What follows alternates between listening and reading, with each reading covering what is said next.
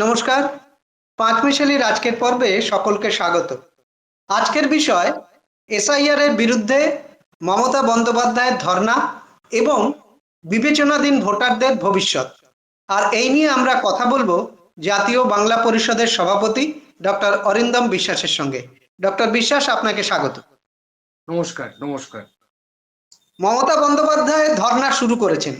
তার এই ধর্ণাটাকে এসআইআর এর বিরুদ্ধে, এসআইআর প্রক্রিয়ার বিরুদ্ধে তিনি যে ধর্ণা করছেন, এটাকে প্রথমে জানতে চাইবো আপনি কিভাবে দেখছেন? এটা কি আদৌ কোনো কাজ হবে নাকি শুধুই একটা নিছক মহড়া? দেখুন, একটা কথা স্পষ্ট, নির্বাচন আসছে, মমতা বন্দ্যোপাধ্যায়কে বিভিন্ন অস্ত্র ব্যবহার করতে হবে। তো কোর্টে গিয়ে উনি যা বলার বলেছেন, আদালত অনেক কিছু বলেছে, তাদের অবজারভেশন দিয়েছে। এখন জুডিশিয়াল অফিসাররা এখন এই বিষয়টা দেখছে। এখন প্রতিবাদ তো করতেই হবে, কারণ 60-65 লোক যদি বাদ যায়, এর মধ্যে যদি সত্যি কথা জেনুইন ভোটার যদি ডিলিটেড হয়, তাহলে তো এটা তো লজিক্যাল ডিসক্রিপেন্সি, যে কথাটা বারবার বলছে, নতুন একটা শব্দের হয়েছে, উৎপত্তি হয়েছে। কিন্তু এটা নিয়ে তো প্রতিবাদ করতেই হবে। তো মমতা বন্দ্যোপাধ্যায় ধর্ণা মঞ্চটাকে বেছে নিয়েছে। ঠিক আছে, মানুষের কাছে যাতে আওয়াজটা পৌঁছয়, গর্জনটা পৌঁছয়, যে হ্যাঁ, এটা নিয়ে তৃণমূল কংগ্রেস প্রতিবাদ করছে, প্রতিবাদের সাথে আছে, এবং এসআইআর প্রক্রিয়াটার মধ্যে যে ভুলগুলো আছে, সেই ভুলগুলোকে বা খামতিগুলো আছে, সেগুলো কিভাবে মেটানো যায়, সেই মানে ত্রুটিগুলো সরিয়ে দেওয়া যায়, সেই বিষয়ে আন্দোলন হচ্ছে। যারা সত্যিকারের ভোটার, যারা এখানে জন্মেছে, যাদের ভোটিং রাইটস আছে, তাদের যদি তুমি বাদ দিয়ে দাও, সেটা যেরকম অন্যায়। আবার একই সাথে মৃত ভোটাররা ভোট দেবে, সেটাও ঠিক নয়। সুতরাং এই যে রিভিশন প্রক্রিয়াটা ঠিক আছে, কিন্তু এসআইআর করে মানুষকে অযথা কষ্ট দেওয়া হয়েছে, এটা অস্বীকার করার নেই। বারবার বিভিন্ন ডকুমেন্ট চাওয়া হয়েছে, কখনো একটা ডকুমেন্টের পর বলেছে এই ডকুমেন্ট হবে না, আবার কোর্ট বলেছে এই ডকুমেন্ট মানতে হবে। তো প্রক্রিয়াটার মধ্যে যথেষ্ট ভুল ছিল এবং যথেষ্ট পেঁচানো ছিল।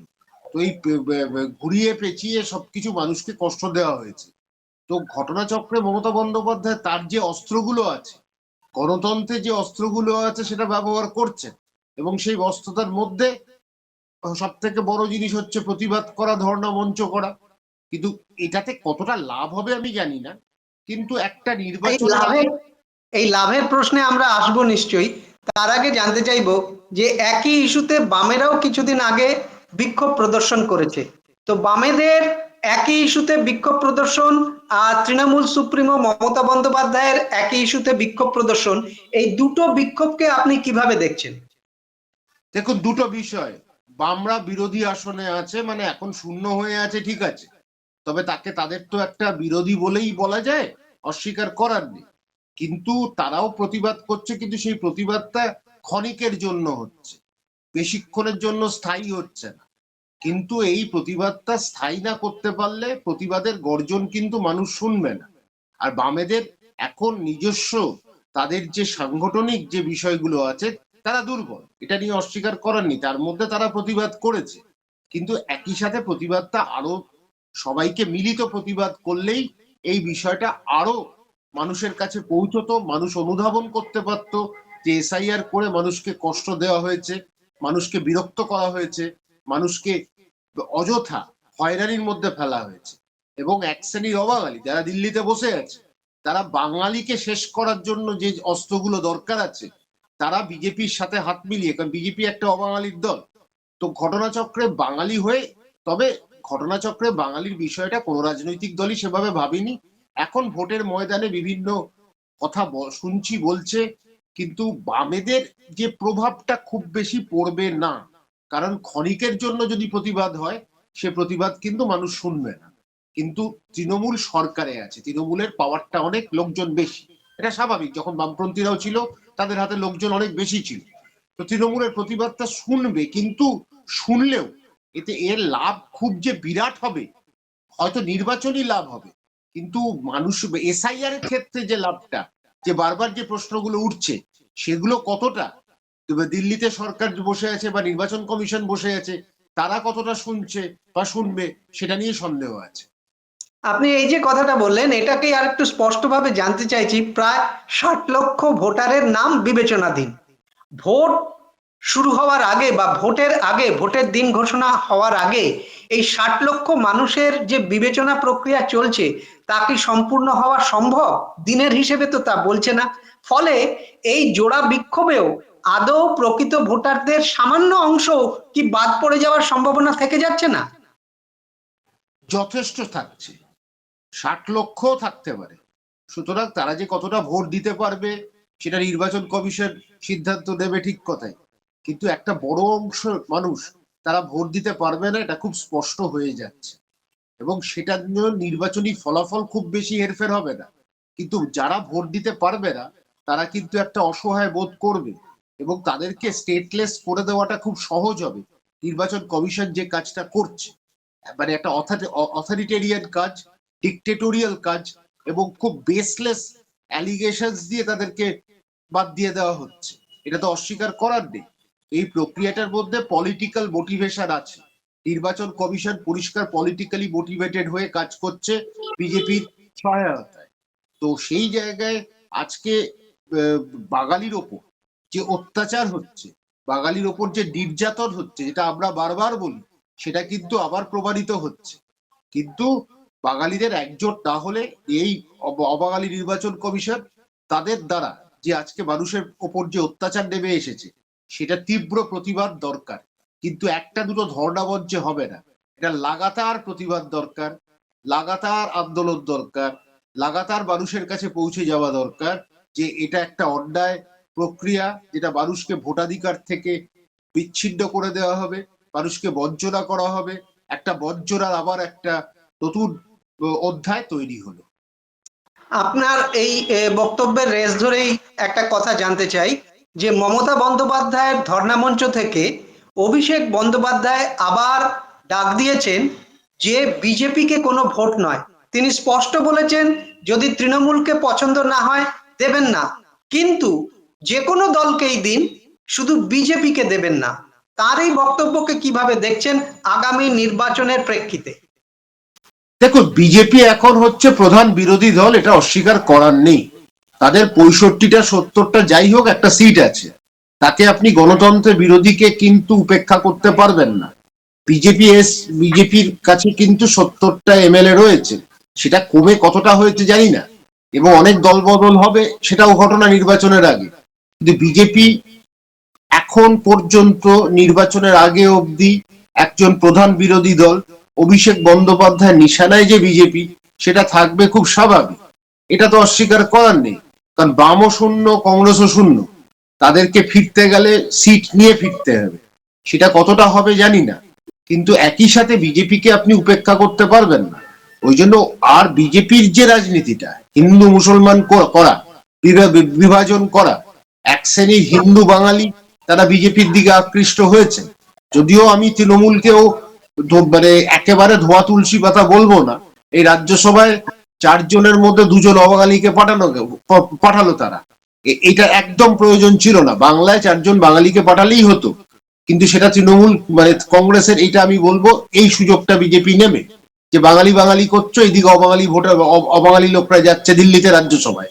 মেনকা গুরুস্বামী, যার কোনো বাংলার সাথে যোগাযোগ নেই, সে যাবে রাজ্যসভায় কথা বলতে। একই সাথে সাগরিকা ঘোষ, তার বাংলার সাথে কতটুকু যোগাযোগ নেই, সেও এমপি হয়ে বসে আছে। কিন্তু ঘটনাচক্রে আজকে বাংলার মানুষকে পাঠালে ভালো হতো। রাজীব কুমার একটা কন্ট্রোভার্সিয়াল ফিগার, ভালো ক্যারিয়ার হতে পারে, ব্রিলিয়ান্ট ক্যারিয়ার হতে পারে, সে 1 নম্বর অবাঙালি, সে 2 নম্বর বাংলার জন্য তার কি অবদান। তো সুতরাং সেখানে একটা কন্ট্রোভার্সিয়াল ফিগার বরাবর সে হয়ে রয়েছে। সুতরাং এইটাতে কিন্তু তৃণমূলের একটা জায়গা, যেটা বিজেপিকে করে দিল। এসআইআর যেরকম ওয়াকওভার বিজেপি তৃণমূলকে দিয়ে দিয়েছিল, কিন্তু এই ইস্যুটা বিজেপি কিন্তু তুলবে, এটা নিয়ে কোনো সন্দেহ নেই। আবার একটা কথা, তৃণমূল যাই হোক এখনো ড্রাইভার সিট যেটা বলে, Trinamool is still ahead of others, এটা নিয়ে কোনো সন্দেহ নেই, there is no grain of doubt about that. Abhishek বন্দ্যোপাধ্যায়ের মূল আক্রমণটা বিজেপির দিকে হবে, এটা খুব স্বাভাবিক। আপনার কি মনে হয় এর আগে বিধানসভা নির্বাচনে যেমন নো ভোট টু বিজেপির একটা কর্মসূচি সারা রাজ্যে ছড়িয়ে পড়েছিল, এবারের ভোটের আগেও বিভিন্ন সংস্থা সেই ধরনের নো ভোট টু বিজেপির কর্মসূচি নেবে? দেখুন, এটা হতে পারে, ওটা কিন্তু তৃণমূলের সাথে সরাসরি কোনো যোগাযোগ ছিল না। ওটা একটা group of people, they started the campaign, এটা অস্বীকার করার নেই যে নো ভোট টু বিজেপি। আবার হয়তো হবে, হতে পারে। তো ঘটনাচক্রে বিজেপিকে আনাটা রিস্কি। এক হচ্ছে অবাঙালির দল, আগরওয়াল, শাহ, যত রকম মানে গুজরাটি মারোয়ারিদের দল, এটা তো অস্বীকার করার নেই। কিন্তু দ্বিতীয়ত হচ্ছে বিজেপি হিন্দু মুসলমান করে, যেটা বাংলার রাজনীতির পক্ষে কিন্তু খুব বিপজ্জনক, আর বাংলার পক্ষে বিপজ্জনক, বাঙালির পক্ষে বিপজ্জনক। এই হিন্দু মুসলমান আলাদা করা, বিভাজন করা, সেটা কিন্তু খুব বিরক্তিকর, খুব বিপজ্জনক। তো সেই ক্ষেত্রে বিজেপিকে আটকাতে গেলে সাধারণ মানুষ হিসেবে, সাধারণ নাগরিক হিসেবে আমি নিশ্চয়ই সবার কাছে বলবো যে আপনারাও নিজেরা ক্যাম্পেইন শুরু করুন, বিজেপিকে আটকাতে হবে। আর এই অবাঙালির দলকে বাংলায় যদি আমরা ঢোকাই, তাহলে কিন্তু বাঙালিরা একদম শেষ পেরেকটা পুঁতে যাবে, পোতা হয়ে যাবে। তো ঘটনাটা হচ্ছে এই আন্দোলন আরো বড় করা উচিত, আরো মানুষের কাছে পৌঁছানো উচিত, এবং বিভিন্ন জাতীয়তাবাদী রাজনীতি যারা করছে, আমাদের মতো জাতীয় বাংলা পরিষদ যেরকম করছে, সব থেকে বেশি এসআইআর নিয়ে রাস্তায় নেমেছি আমরা, সব থেকে বেশি স্ট্রিট কর্নার করেছি আমরা। তো ঘটনাচক্রে হচ্ছে এই স্বীকৃতিগুলো দিতে হবে। জাতীয়তাবাদী আন্দোলন যারা করছে, বাঙালি জাতীয়তাবাদী আন্দোলন, তাদেরকে স্বীকৃতি দিতে হবে এবং তাদেরকে সমর্থন করে যেতে হবে। তারা যেভাবে যেভাবে এগোয়, প্রত্যেক জায়গায় তাদের সেমিনার, মিটিং, সব এগুলো করতে হবে। 14 তারিখ আমরা একটা বড় সেমিনার করছি প্রেস ক্লাবে। তো ঘটনাচক্রে হচ্ছে আপনাকেও আমন্ত্রণ জানিয়ে রাখি, আমরা 3টে থেকে 5টা করছি। বিভিন্ন রাজনৈতিক দল থাকবে, অসাম্প্রদায়িক রাজনৈতিক দল তারা থাকবে, এবং সেইখানে আমাদের এই আন্দোলনটাকে আমরা আরো প্রসারিত যাতে করতে পারি, সেই আন্দোলন, এটা লাগাতার আন্দোলন করতে হবে। একটা এসআইআর মাত্র একটা শুরু, এরপর কিন্তু এই এক একটার পর প্রক্রিয়া ধরে ধরে ধরে ধরে গ্রামের মানুষ, মতুয়া মানুষ, বিভিন্ন যারা মানে সরল মানুষ, তাদেরকে বাদ দেবে এবং ওইখানে অবাঙালিদের ঢুকিয়ে দেওয়া হবে বিহার, ইউপি, গুজরাট থেকে, যেটা হয়েছে বাংলায়। এবং বাংলার রাজনীতিক বামেরা সব থেকে এর জন্য দোষী, এদের ঢুকিয়েছে। তো কিন্তু এই আন্দোলনটা বাড়াতে হবে, এই আন্দোলন এখানে থামালে হবে। আপনার বক্তব্যের মধ্যে দিয়ে স্পষ্ট যে আগামী বিধানসভা নির্বাচনের আগে জাতীয় বাংলা পরিষদের ভূমিকা কি হবে সেটা আপনি স্পষ্ট করলেন। কিন্তু আপনাকে শেষ প্রশ্ন করব যে এই নির্বাচন, আগামী বিধানসভা নির্বাচনের আগেই কিন্তু কেন্দ্রীয় সরকার একটা মারাত্মক কাজ করেছে, সেটা সম্পর্কে আপনার সংক্ষিপ্ত মন্তব্য জানতে চাইবো। সেটা হচ্ছে রাজ্যপাল পরিবর্তন করেছে, এন রবিকে আনা হচ্ছে, যিনি ইতিমধ্যেই বিতর্কিত তামিলনাড়ুর প্রাক্তন রাজ্যপাল হিসেবে। সেখানকার ডিএমকে সরকারের সঙ্গে তার নানাবিধ বিতর্ক শুরু হয়েছে, নানাবিধ অভিযোগ তার বিরুদ্ধে ছিল এবং সেটা কোর্ট অব্দি গেছে। এই বিষয়টাকে আপনি কিভাবে দেখছেন? দেখুন, এর রবি হচ্ছে, ঠিক আছে, তার ক্যারিয়ার কি সব শুনছিলাম। দেখবেন টিভিতে একজন ভাটাঞ্জন বলে কেউ একজন আসে, পাহারাদার, সে কি সব ইন্টেলিজেন্স এক্সপার্ট ফেক্সপার্ট নিজেকে বলে। ওই ভাটাঞ্জন দেখলাম অনেক কিছু বলছে এই রবি সম্বন্ধে, রবি শাহ, রবি। কিন্তু রবি এসে একটা কথা, বাঙালির ওপর যদি অত্যাচার চালাতে চাও, তাহলে কিন্তু রবি ভালো উত্তর পাবে। বাঙালিকে একত্রিত হয়ে গেলে আর বাঙালি যদি জ্বলতে থাকে, সেই জ্বালা মেটাতে কিন্তু চাপ আছে। তো রবি আসুক, গভর্নর হয়ে আসছেন, গভর্নরের কাজ উনি করুক।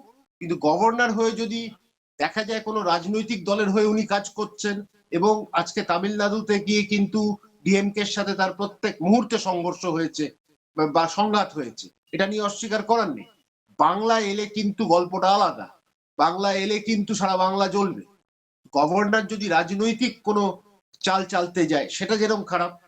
গভর্নর আসুক না, রাজু আসুক, বাবু আসুক, যে কোনো ভুশিল্যান্ডের মাল আসুক, তাতে আমার কোনো অসুবিধা নেই। কিন্তু একটা কথা পরিষ্কার, যে আজকে আজকে এই মুহূর্তে বাংলাকে যদি জ্বালাতে চাও, রাজনৈতিক ফায়দা তুলতে চাও নিজের জায়গাটার থেকে, বা অন্য কোনো দলকে সুবিধা করতে চাও, তাহলে কিন্তু বাংলা কিন্তু খেপে উঠবে, বাঙালিরা খেপে উঠবে, তখন সামলানো মুশকিল। তো গভর্নর আসছো, এসো, গভর্নরের মতো কাজ করো, অসুবিধা তো নেই। গোপাল কৃষ্ণ গান্ধীও গভর্নর ছিলেন, যথেষ্ট সম্মানীয় ব্যক্তি ছিলেন, সম্মানের সাথে কাজ করে গেছেন। তো ঘটনাচক্রে এরকম একটা নিদর্শন দাও, তাহলে মানুষ তোমাকে মানবে। কিন্তু একই সাথে তুমি যদি রাজনৈতিক ব্যবহার করো, রাজনৈতিক দলের মতন কাজ করো, যেটা ধনকর করেছে, আনন্দ বোস কিছুদিন করেছে, তুমিও যদি একই মানে লাইনে চলতে থাকো, তাহলে কিন্তু আমি মনে করব বাংলাকে খেপাবে। তো বাংলাকে খেপিও না, শান্তিপূর্ণভাবে নির্বাচন হবে, তুমি গভর্নরের কাজ করে যাও, কেউ তোমাকে মানা করবে না, বাধা দেবে না। গভর্নরের কাজ যদি রাজনৈতিক উদ্দেশ্য হয়, তাহলে কিন্তু মানুষ প্রতিবাদ করবে, প্রতিরোধ করবে, ব্যারিকেড হবে। আপনার এই কথা শুনেই বোঝা যাচ্ছে যে আগামী নির্বাচনের আগে বাংলায় ভোটের উত্তাপ যথেষ্ট বাড়বে। কতটা বাড়লো সেদিকে আমাদের সবার নজর থাকবে। আজকের আলোচনা এখানেই শেষ করছি। আপনাকে অসংখ্য ধন্যবাদ। ধন্যবাদ, নমস্কার।